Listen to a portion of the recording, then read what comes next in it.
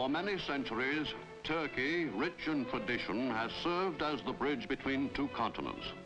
Lying partly in Europe and partly in Asia, Turkey has long been a meeting place for the cultures of the Eastern and Western worlds. Its history is closely linked with the rise and fall of many civilizations and empires. Most important city in Turkey is called Istanbul, which, as Constantinople, was the capital of the Roman Empire in the East in the early Christian era. Its ancient mosques are no longer filled with worshippers, since Mohammedanism was discarded as a state religion. But they remain symbols of the great Ottoman Empire, which at its height embraced under the Muslim faith most of Asia Minor and North Africa, and all Eastern Europe up to the gates of Vienna.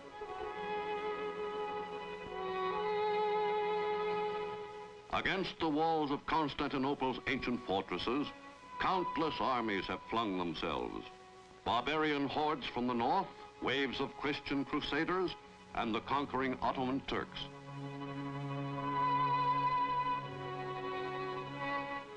Today, Turkey is a nation hopefully pursuing the paths of peace. But conditioned by centuries of war, Turkey is always on guard.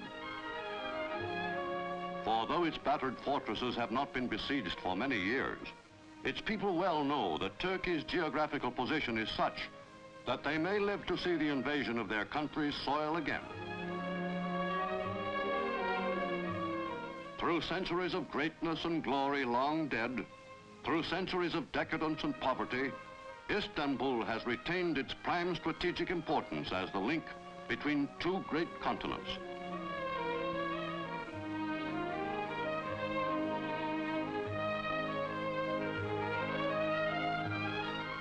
Today, over the streets of Istanbul, power politics hangs as a dark and constant threat.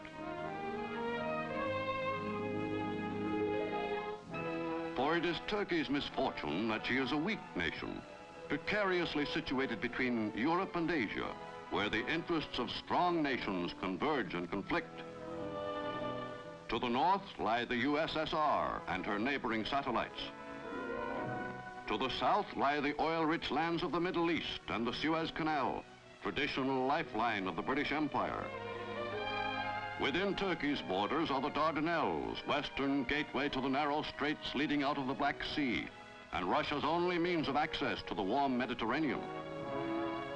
Gallipoli is one of the Turkish army's fortified zones guarding the Straits of the Dardanelles, by authority of an international agreement signed in 1936.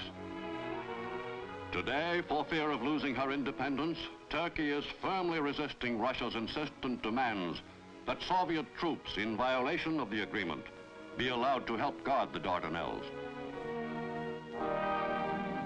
At the eastern end of the straits, beyond the inland Sea of Marmara, lies the Bosporus, which completes Turkish control of water traffic in and out of the Black Sea.